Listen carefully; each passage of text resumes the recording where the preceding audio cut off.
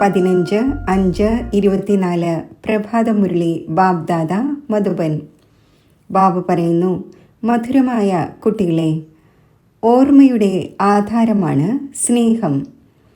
സ്നേഹത്തിൽ കുറവുണ്ടെങ്കിൽ ഓർമ്മ ഏകരസമായിരിക്കുകയില്ല. ഓർമ്മ ഏകരസം അല്ലെങ്കിൽ സ്നേഹം ലഭിക്കുക സാധ്യമല്ല. ചോദ്യം: ആത്മാവിന് ഏറ്റവും പ്രിയപ്പെട്ട വസ്തു ഏതാണ്?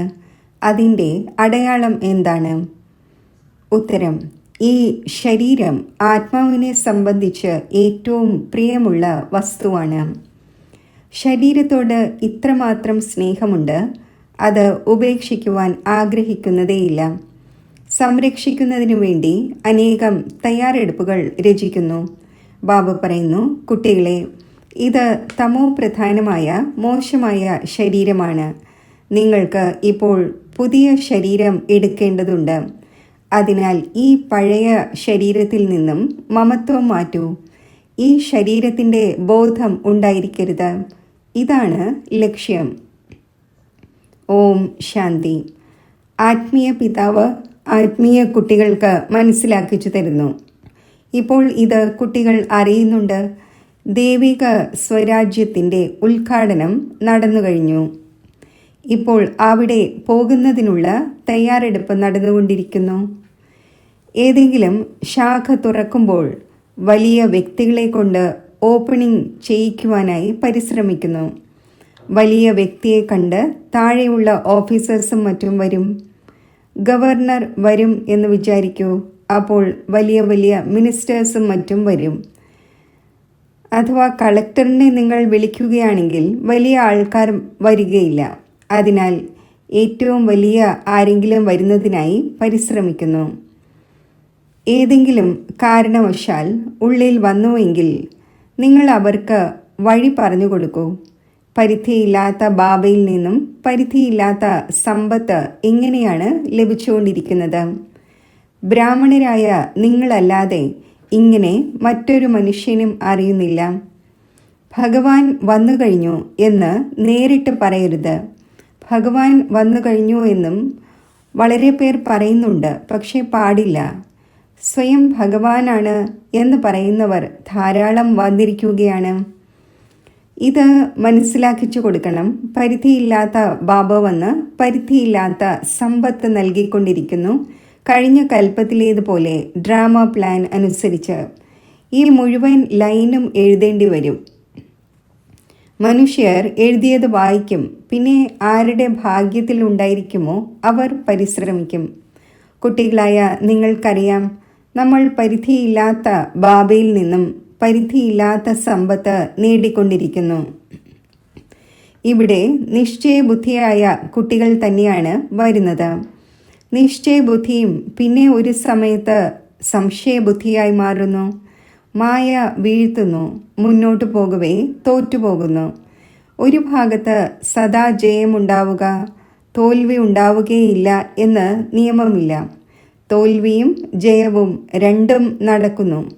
യുദ്ധത്തിലും 3 പ്രകാരത്തിലുള്ളവരുണ്ട്: first class, second class, third class. ചിലപ്പോൾ യുദ്ധം ചെയ്യാത്തവരും കാണുന്നതിന് വേണ്ടി വരുന്നു. അവരും അലൗ ചെയ്യപ്പെടുന്നു.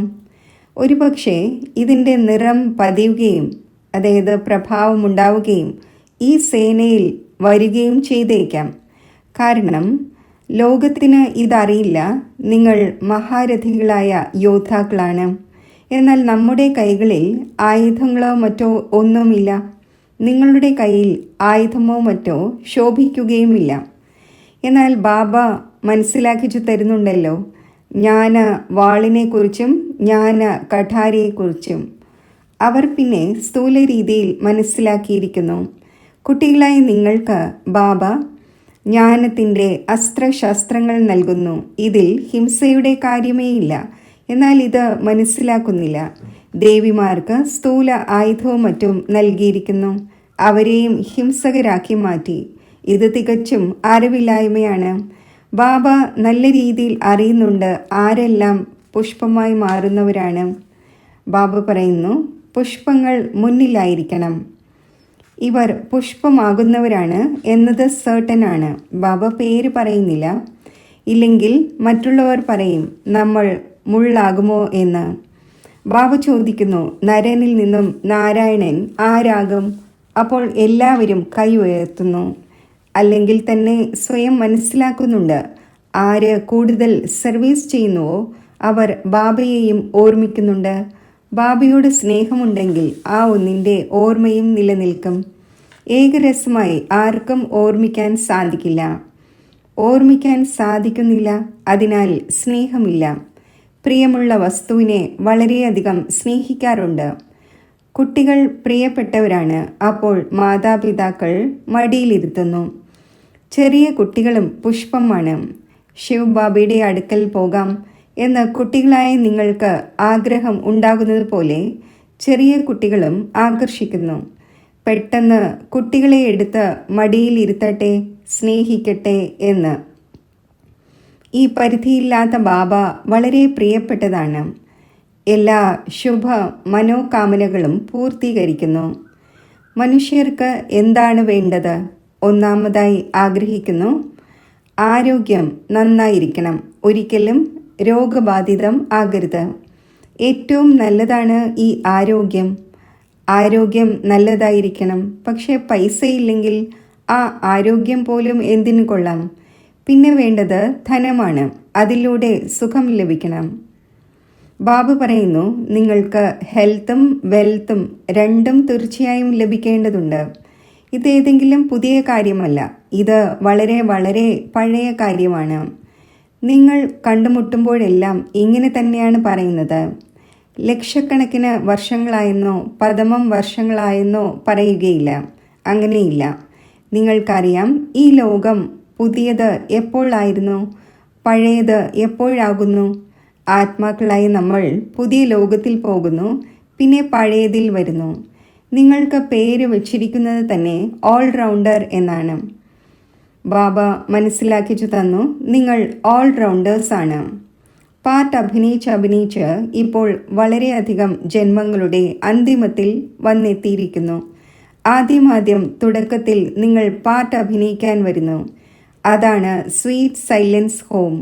മനുഷ്യർ ശാന്തിക്ക് വേണ്ടി എത്ര വിഷമിക്കുന്നു. നമ്മൾ ശാന്തിധാമത്തിലായിരുന്നു, പിന്നെ അവിടെ നിന്നും വന്നിരിക്കുന്നത് തന്നെ പാട്ട് അഭിനയിക്കാനാണ് എന്നത് മനസ്സിലാക്കുന്നില്ല. പാർട്ട് പൂർത്തിയായ ശേഷം പിന്നെ നമ്മൾ എവിടെ നിന്നും വന്നുവോ അവിടേക്ക് തീർച്ചയായും പോകും. എല്ലാവരും ശാന്തിധാമത്തിൽ നിന്നും വരുന്നു. എല്ലാവരുടെയും വീട് ആ ബ്രഹ്മലോകമാണ്, ബ്രഹ്മാണ്ടമാണ്. അവിടെ എല്ലാ ആത്മാക്കളും വസിക്കുന്നു. രുദ്രനെയും ഇത്രയും വലുതായി ഉണ്ടാക്കുന്നു, അണ്ഡം പോലെ. ആത്മാവ് തീർത്തും ചെറുതാണ് എന്നത് അവർക്കറിയില്ല. നക്ഷത്രത്തെ പോലെയാണ് എന്ന് പറയുകയും ചെയ്യുന്നു. എന്നിരുന്നാലും പൂജ വലുതിൻ്റേത് തന്നെയാണ് ഉണ്ടാകുന്നത്. നിങ്ങൾക്കറിയാം, ഇത്രയും ചെറിയൊരു ബിന്ദുവിൻ്റെ പൂജ ഉണ്ടാവുക സാധ്യമല്ല. പിന്നെ എന്തിൻ്റെ പൂജ ചെയ്യും? അപ്പോൾ വലുതുണ്ടാക്കുന്നു, പിന്നെ പൂജ ചെയ്യുന്നു, പാലഭിഷേകം ചെയ്യുന്നു. വാസ്തവത്തിൽ ആ ശിവൻ അഭോക്താവാണ്. പിന്നെ ആ ഒന്നിന് പാല് എന്തിന് അഭിഷേകം ചെയ്യുന്നു? പാൽ കുടിച്ചുവെങ്കിൽ പിന്നെ ഭോക്താവായി. ഇതും ഒരു വണ്ടറാണ്. എല്ലാവരും പറയുന്നു, ആ ഒന്ന് നമ്മുടെ അവകാശിയാണ്, നമ്മൾ ആ ഒന്നിൻ്റെ അവകാശിയാണ്. കാരണം നമ്മൾ ആ ഒന്നിൽ അർപ്പണമായി. പിതാവ് കുട്ടികളിൽ അർപ്പണമായി മുഴുവൻ പ്രോപ്പർട്ടിയും അവർക്ക് നൽകി സ്വയം വാനപ്രസ്ഥത്തിലേക്ക് പോകുന്നത് പോലെ ഇവിടെയും നിങ്ങൾ മനസ്സിലാക്കുന്നുണ്ട്, ബാബയുടെ അടുക്കൽ നമ്മൾ എത്ര ശേഖരിക്കുമോ അത് സേഫ് ആകും. ചിലരുടേത് പൊടിയിൽ അമർന്നിരിക്കും എന്ന് പാടപ്പെട്ടിട്ടുമുണ്ട്. കുട്ടികളായ നിങ്ങൾ അറിയുന്നുണ്ട്, ഒന്നും അവശേഷിക്കുന്നതേയില്ല. എല്ലാം ഭസ്മമായി പോകേണ്ടതുണ്ട്. എയ്റോപ്ലെയിൻ വീഴുന്നു, വിനാശമുണ്ടാകുന്നു എന്ന് വിചാരിക്കൂ. അപ്പോൾ 4 ഭാഗത്തുമുള്ള സാധനങ്ങൾ ലഭിക്കുകയൊന്നുമില്ല. എന്നാൽ മോഷ്ടാക്കളും മറ്റും സ്വയമേ ഇല്ലാതായി പോകും. ആ സമയത്ത് മോഷണവും മറ്റുമെല്ലാം അവസാനിക്കും. അല്ലാത്ത പക്ഷം എയ്റോപ്ലെയിൻ വീഴുമ്പോൾ ആദ്യം എല്ലാ സാധനങ്ങളും മോഷ്ടാക്കളുടെ കൈകളിലാണ് വരുന്നത്. പിന്നെ അവിടെ തന്നെ കാട്ടിൽ സാധനങ്ങൾ ഒളിപ്പിക്കുന്നു. സെക്കൻഡിൽ കാര്യം ചെയ്യുന്നു. അനേകം പ്രകാരത്തിലുള്ള മോഷണങ്ങളുടെ കാര്യം ചെയ്യുന്നു. ചിലർ റോയൽറ്റിയോടെ, ചിലർ അൺറോയൽറ്റിയോടെ. നിങ്ങൾക്കറിയാം, ഇതെല്ലാം വിനാശമാകും. നിങ്ങൾ മുഴുവൻ വിശ്വത്തിൻ്റെ അധികാരിയായി മാറുകയും ചെയ്യും. നിങ്ങൾക്ക് എവിടെയും ഒന്നും അന്വേഷിക്കേണ്ടി വരില്ല. നിങ്ങൾ വളരെ ഉന്നതമായ വീട്ടിൽ ജന്മമെടുക്കുന്നു. പൈസയുടെ ആവശ്യമേയില്ല. രാജാക്കന്മാർക്ക് ഒരിക്കലും പൈസ വാങ്ങുന്നതിൻ്റെ ചിന്ത പോലും ഉണ്ടായിരിക്കില്ല. ദേവതമാർക്കാണെങ്കിൽ തീർത്തും ഉണ്ടായിരിക്കില്ല. ബാബ നിങ്ങൾക്ക് ഇത്രയും സർവ്വതും നൽകുന്നു. അതിൽ ഒരിക്കലും മോഷണത്തിൻ്റെയോ ഈർഷ്യയുടെയോ മറ്റോ കാര്യമേയില്ല. നിങ്ങൾ തീർത്തും പുഷ്പമായി മാറുന്നു. മുള്ളുകളും പുഷ്പവുമുണ്ടല്ലോ. ഇവിടെ എല്ലാവരും മുള്ളു തന്നെ മുള്ളാണ്. ആർക്കാണോ വികാരമില്ലാതെ കഴിയാൻ സാധിക്കാത്തത് അവരെ തീർച്ചയായും മുള്ള് എന്ന് തന്നെ പറയേണ്ടി വരും. രാജാവ് മുതൽ എല്ലാവരും മുള്ളുകളാണ്. അതിനാൽ ബാബ പറയുന്നു, ഞാൻ നിങ്ങളെ ഈ ലക്ഷ്മി നാരായണനെ പോലെ ആക്കുന്നു. അതായത് രാജാക്കന്മാരുടെയും രാജാവാക്കുന്നു. ഈ മുള്ളുകൾ പുഷ്പങ്ങളുടെ മുന്നിൽ പോയി ശിരസ് നമിക്കുന്നു. ഈ ലക്ഷ്മി നാരായണൻ വിവേകശാലികൾ ആയിരുന്നല്ലോ. ഇതും ബാബ മനസ്സിലാക്കിച്ചു തന്നിട്ടുണ്ട്. സത്യയുഗത്തിലുള്ളവരെ മഹാരാജാവെന്നും ത്രേതായിലുള്ളവരെ രാജാവെന്നും പറയുന്നു. വലിയ വ്യക്തികളെ മഹാരാജ എന്ന് പറയുന്നു. ചെറിയ വ്യക്തികളെ രാജ എന്ന് പറയും. മഹാരാജാവിൻ്റെ ദർബാർ ആദ്യമുണ്ടായിരിക്കും. പദവികൾ ഉണ്ടായിരിക്കുമല്ലോ. കസേരകളും നമ്പർ അനുസരിച്ച് ലഭിക്കും. വരാത്ത ആരെങ്കിലും വരികയാണെന്ന് വിചാരിക്കൂ. എങ്കിൽ പോലും ആദ്യം കസേര അവർക്ക് നൽകും. മാന്യത വെക്കേണ്ടതുണ്ട്. നിങ്ങൾ അറിയുന്നുണ്ട്, നമ്മുടെ മാല തയ്യാറാകുന്നു. ഇതും കുട്ടികളായ നിങ്ങളുടെ ബുദ്ധിയിൽ തന്നെയാണുള്ളത്. മറ്റാരുടെയും ബുദ്ധിയിലില്ല. രുദ്രമാല എടുത്ത് തിരിച്ചുകൊണ്ടിരിക്കുന്നു. നിങ്ങളും തിരിച്ചിരുന്നല്ലോ. അനേകം മന്ത്രങ്ങൾ ജപിച്ചിരുന്നു. ബാബ പറയുന്നു, ഇതും ഭക്തിയാണ്. ഇവിടെയാണെങ്കിൽ ഒന്നിനെ തന്നെ ഓർമ്മിക്കേണ്ടതുണ്ട്. ബാബ വിശേഷിച്ച് പറയുന്നു, മധുരമധുരമായ ആത്മീയ കുട്ടികളെ, ഭക്തിമാർഗത്തിൽ ദേഹാഭിമാനം കാരണം നിങ്ങൾ എല്ലാവരെയും ഓർമ്മിച്ചിരുന്നു. ഇപ്പോൾ എന്നെ മാത്രം ഓർമ്മിക്കൂ. ഒരു ബാബയെ ലഭിച്ചിരിക്കുന്നു. അപ്പോൾ എഴുന്നേൽക്കുമ്പോഴും ഇരിക്കുമ്പോഴും ബാബയെ ഓർമ്മിക്കൂ. എങ്കിൽ വളരെയധികം സന്തോഷമുണ്ടാകും. ബാബയെ ഓർമ്മിക്കുന്നതിലൂടെ മുഴുവൻ വിശ്വത്തിൻ്റെ ചക്രവർത്തി പദം ലഭിക്കുന്നു. സമയം കുറയുന്തോറും അത്രയും വേഗം വേഗം ഓർമ്മിച്ചുകൊണ്ടിരിക്കും. ദിനം പ്രതിദിനം ചുവടുകൾ മുന്നോട്ട് വെച്ചുകൊണ്ടിരിക്കും. ആത്മാവ് ഒരിക്കലും ക്ഷീണിക്കുന്നില്ല. ശരീരം കൊണ്ട് ആരെങ്കിലും പർവ്വതമോ മറ്റോ കയറുകയാണെങ്കിൽ ക്ഷീണിച്ചു പോകും. ബാബയെ ഓർമ്മിക്കുന്നതിൽ നിങ്ങൾക്ക് ഒരു ക്ഷീണവും ഉണ്ടാവുകയില്ല. സന്തോഷത്തിലിരിക്കും. ബാബയെ ഓർമ്മിച്ച് മുന്നോട്ട് പോയിക്കൊണ്ടിരിക്കും. പകുതി കൽപ്പം കുട്ടികൾ പ്രയത്നിച്ചു ശാന്തിധാമത്തിലേക്ക് പോകുന്നതിനു വേണ്ടി. എയിം ഒബ്ജക്റ്റിനെ കുറിച്ച് ഒന്നും തന്നെ അറിയില്ല. കുട്ടികളായ നിങ്ങൾക്കാണെങ്കിൽ പരിചയമുണ്ട്. ഭക്തി മാർഗത്തിൽ ആർക്ക് വേണ്ടി ഇത്രയും എല്ലാം ചെയ്തുവോ ആ ഒന്ന് പറയുന്നു, ഇപ്പോൾ എന്നെ ഓർമ്മിക്കൂ. നിങ്ങൾ ചിന്തിക്കൂ, ബാബ പറയുന്നത് ശരിയാണോ അതോ അല്ലയോ? അവർ വിചാരിക്കുന്നു ജലത്തിലൂടെ തന്നെയാണ് പാവനമാകുന്നത്. ജലം ഇവിടെയുമുണ്ട്. ഇത് ഗംഗാജലമാണോ? അല്ല. ഇതാണെങ്കിൽ മഴയിലൂടെ ശേഖരിക്കപ്പെട്ട ജലമാണ്. നീരുറവയിലൂടെ വന്നുകൊണ്ടിരിക്കും. അതിനെ ഗംഗാജലം എന്ന് പറയില്ല. ഒരിക്കലും നിലയ്ക്കുന്നില്ല. ഇതും പ്രകൃതിയാ ഉള്ള ശക്തിയാണ്. മഴ നിൽക്കുന്നു, പക്ഷേ ജലം വന്നുകൊണ്ടേയിരിക്കുന്നു. വൈഷ്ണവർ എപ്പോഴും കിണറ്റിലെ വെള്ളമാണ് കുടിക്കുന്നത്. ഒരു ഭാഗത്ത് വിചാരിക്കുന്നു ഇത് പവിത്രമാണ്, മറുഭാഗത്ത് പിന്നെ പതീതത്തിൽ നിന്നും പാവനമാകുന്നതിനായി ഗംഗയിൽ സ്നാനം ചെയ്യാൻ പോകുന്നു. ഇതിനെ അജ്ഞാനം എന്ന് തന്നെയാണ് പറയുക. മഴവെള്ളം നല്ലത് തന്നെയാണ്. ഇതും ഡ്രാമയിലെ അതിശയം എന്ന് പറയുന്നു. ഈശ്വരീയ നാച്ചുറൽ അതിശയം. വിത്ത് എത്ര ചെറുതാണ്, അതിൽ നിന്നും എത്ര വലിയ വൃക്ഷം വരുന്നു. ഊഷരഭൂമിയാവുകയാണെങ്കിൽ പിന്നെ അതിൽ ശക്തി ഉണ്ടായിരിക്കില്ല, സ്വാദുണ്ടായിരിക്കില്ല എന്നതും അറിയുന്നുണ്ട്. കുട്ടികളായി നിങ്ങൾക്ക് ബാബ ഇവിടെ തന്നെയാണ് എല്ലാ അനുഭവങ്ങളും ഉണ്ടാക്കിക്കുന്നത്. സ്വർഗം എങ്ങനെയായിരിക്കും? ഇപ്പോഴില്ല. ഡ്രാമയിൽ ഇതും അടങ്ങിയിട്ടുണ്ട്. കുട്ടികൾക്ക് സാക്ഷാത്കാരം ഉണ്ടാകുന്നു. അവിടെയുള്ള ഫലങ്ങളും മറ്റും എങ്ങനെയാണ് നല്ല മധുരമുള്ളതായിരിക്കുന്നത്. നിങ്ങൾ ധ്യാനത്തിൽ കണ്ട ശേഷം വന്ന് കേൾപ്പിക്കുന്നു. പിന്നെ ഇപ്പോൾ എന്താണോ സാക്ഷാത്കാരം കാണുന്നത് അത് അവിടെ എപ്പോൾ പോകുമോ അപ്പോൾ ഈ കണ്ണുകൾ കൊണ്ട് കാണും, വായിലൂടെ കഴിക്കും.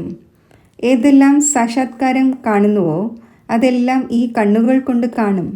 പിന്നെ ഉള്ളത് പുരുഷാർത്ഥത്തിന്മേലാണ്. അഥവാ പുരുഷാർത്ഥമേ ചെയ്യുകയില്ലെങ്കിൽ എന്ത് പദവി നേടും? നിങ്ങളുടെ പുരുഷാർത്ഥം നടന്നുകൊണ്ടിരിക്കുന്നു. നിങ്ങൾ ഇങ്ങനെയാകും. ഈ വിനാശത്തിന് ശേഷം ഈ ലക്ഷ്മി നാരായണൻ്റെ രാജ്യം ഉണ്ടാകും. ഇതും ഇപ്പോൾ മനസ്സിലായി. പാവനമാകുന്നതിൽ തന്നെയാണ് സമയമെടുക്കുന്നത്. ഓർമ്മയുടെ യാത്ര മുഖ്യമാണ്. കണ്ടതിതാണ്. സഹോദരി സഹോദരൻ എന്ന് മനസ്സിലാക്കുന്നത് കൊണ്ടും മോശമായ ശീലം ഉപേക്ഷിക്കുന്നില്ല. ഇപ്പോൾ പിന്നെ പറയുന്നു, സഹോദരന്മാരായി മനസ്സിലാക്കൂ. സഹോദരി സഹോദരൻ എന്ന് മനസ്സിലാക്കുന്നതിലൂടെയും ദൃഷ്ടി മാറുന്നില്ല.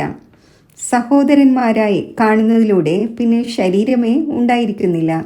നമ്മളെല്ലാം ആത്മാക്കളാണ്, ശരീരമല്ല. എന്തെല്ലാം ഇവിടെ കാണപ്പെടുന്നുവോ അത് വിനാശമാകും. ഈ ശരീരം ഉപേക്ഷിച്ച് നിങ്ങൾക്ക് അശരീരിയായി പോകേണ്ടതുണ്ട്. നിങ്ങൾ ഇവിടെ വരുന്നത് തന്നെ പഠിക്കുന്നതിന് വേണ്ടിയാണ്. നമ്മൾ ഈ ശരീരം ഉപേക്ഷിച്ച് എങ്ങനെ പോകും? ലക്ഷ്യമുണ്ടല്ലോ. ശരീരം ആത്മാവിന് വളരെ പ്രിയമുള്ളതാണ്. ശരീരം വെടിയാതിരിക്കുന്നതിനു വേണ്ടി ആത്മാവ് എത്ര തയ്യാറെടുപ്പുകൾ ചെയ്യുന്നു.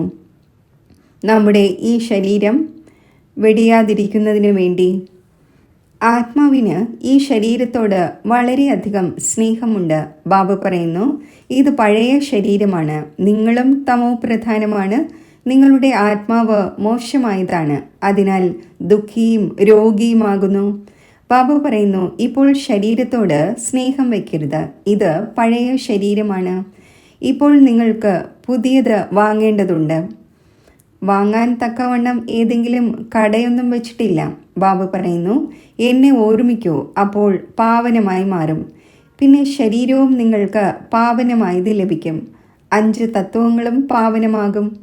ബാബ എല്ലാ കാര്യങ്ങളും മനസ്സിലാക്കിച്ച ശേഷം പിന്നെ പറയുന്നു, മന്മനാഭവ. ശരി, മധുരമധുരമായ സിഖിലതെ കുട്ടികൾക്ക് മാതാവും പിതാവുമായ ബാബ് ദാദയുടെ സ്നേഹസ്മരണകൾ. Good morning. ആത്മീയ പിതാവിൻ്റെ ആത്മീയ കുട്ടികൾക്ക് നമസ്തേ. ധാരണയ്ക്കുള്ള മുഖ്യസാരം. നമ്മൾ ശിവബാബയുടെ അവകാശിയാണ്. ആ ഒന്ന് നമ്മുടെ അവകാശിയാണ്. ഈ നിശ്ചയത്തിലൂടെ ബാബയിൽ പൂർണ്ണമായും അർപ്പണമാകണം. എത്രത്തോളം ബാബയുടെ അടുക്കൽ സ്വരൂപിക്കുമോ അത്രയും സേഫ് ആകും. ചിലരുടേത് പൊടിയിൽ അമർന്നിരിക്കും എന്ന് പറയപ്പെടുന്നു. മുള്ളിൽ നിന്നും പുഷ്പം ഇപ്പോൾ തന്നെ ആകണം. ഏകരസമായ ഓർമ്മയിലൂടെയും സർവീസിലൂടെയും ബാബയുടെ സ്നേഹത്തിൻ്റെ അധികാരിയാകണം. ദിനം പ്രതിദിനം ഓർമ്മയിൽ ചുവടുകൾ മുന്നോട്ട് വെച്ചുകൊണ്ടിരിക്കണം. വരദാനം. തൻ്റെ പുരുഷാർത്ഥത്തിൻ്റെ വിധിയിൽ സ്വയം തൻ്റെ ഉന്നതി അനുഭവിക്കുന്ന സഫലതയുടെ നക്ഷത്രമായി ഭവിക്കട്ടെ. ആരാണോ തൻ്റെ പുരുഷാർത്ഥത്തിൻ്റെ വിധിയിൽ സ്വയം തൻ്റെ ഉന്നതിയും സഫലതയും അനുഭവിക്കുന്നത് അവർ തന്നെയാണ് സഫലതയുടെ നക്ഷത്രങ്ങൾ. സ്വന്തം പുരുഷാർത്ഥത്തെ പ്രതി അവരുടെ സങ്കല്പത്തിൽ ഒരിക്കലും നടക്കുമോ അതോ നടക്കില്ലയോ എന്നറിയില്ല, ചെയ്യാൻ സാധിക്കുമോ അതോ സാധിക്കില്ലേ എന്ന അസഫലതയുടെ അംശം പോലും ഉണ്ടായിരിക്കില്ല. സ്വയം പ്രതി സഫലത അധികാരത്തിൻ്റെ രൂപത്തിൽ അനുഭവിക്കും. അവർക്ക് സഹജമായും സ്വതവേയും സഫലത ലഭിച്ചുകൊണ്ടിരിക്കുന്നു. സ്ലോഗൻ. സുഖസ്വരൂപമായി സുഖം നൽകൂ. അപ്പോൾ പുരുഷാർത്ഥത്തിൽ ആശീർവാദങ്ങൾ ആഡാകും. ഓം ശാന്തി.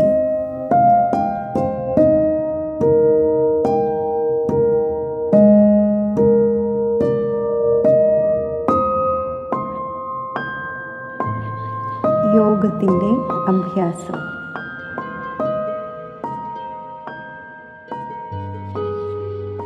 ജ്ഞാനത്തിൻ്റെ മൂന്നാമത്തെ നേത്രത്തിലൂടെ ആത്മസ്വരൂപത്തെ ദർശിക്കൂ.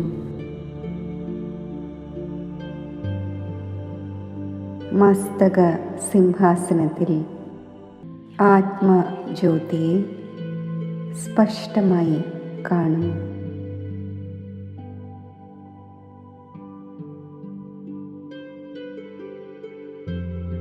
ഞാൻ മസ്തക സിംഹാസനത്തിൽ സ്ഥിതി ചെയ്യുന്ന സ്വരാജ്യ അധികാരിയാണ്. മനോബുദ്ധികളുടെ അധികാരിയാണ്. കർമ്മേന്ദ്രിയങ്ങളുടെ അധികാരിയാണ്. സർവശക്തികളുടെയും അധികാരിയാണ്. സ്വയം ശക്തിശാലി ആത്മാവായി വിഭാവന ചെയ്യൂ. എന്നിൽ നിന്നും 4 ഭാഗത്തും ശക്തിശാലി കിരണങ്ങൾ വ്യാപിക്കുകയാണ്. ഈ ശക്തിശാലി കിരണങ്ങൾ ശക്തിയുടെ ഒരു പ്രഭാമണ്ഡലം എനിക്ക് ചുറ്റും നിർമ്മിക്കുന്നു. ആ പ്രഭാമണ്ഡലത്തിനുള്ളിൽ ഞാൻ സ്ഥിതി ചെയ്യുന്നു.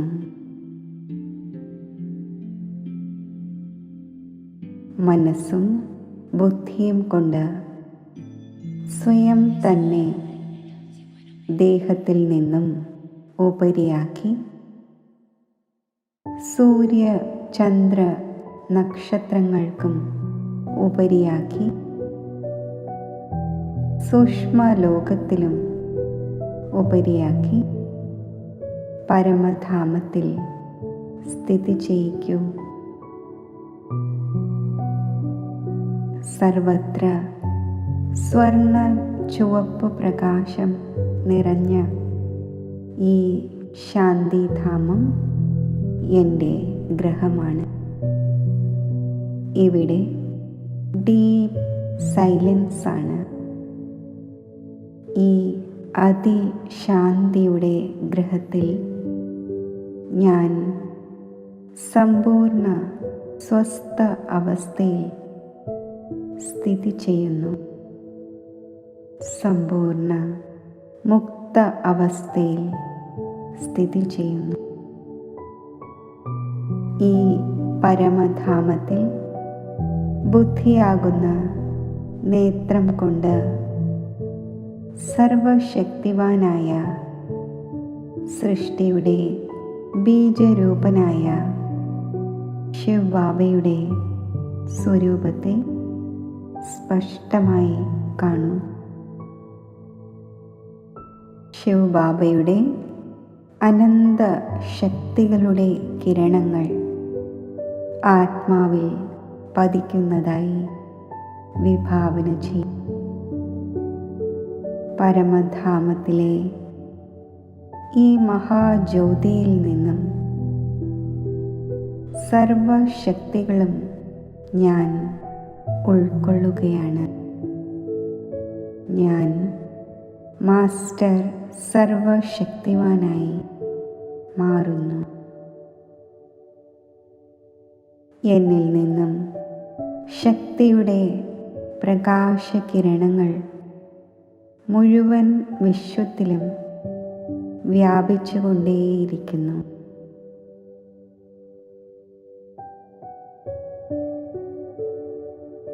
ഈ സർവശ്രേഷ്ഠ ശക്തിശാലി സ്ഥിതി പ്രാപ്തമാക്കി ഞാൻ മസ്തക സിംഹാസനത്തിലേക്ക് മടങ്ങി വരുന്നു.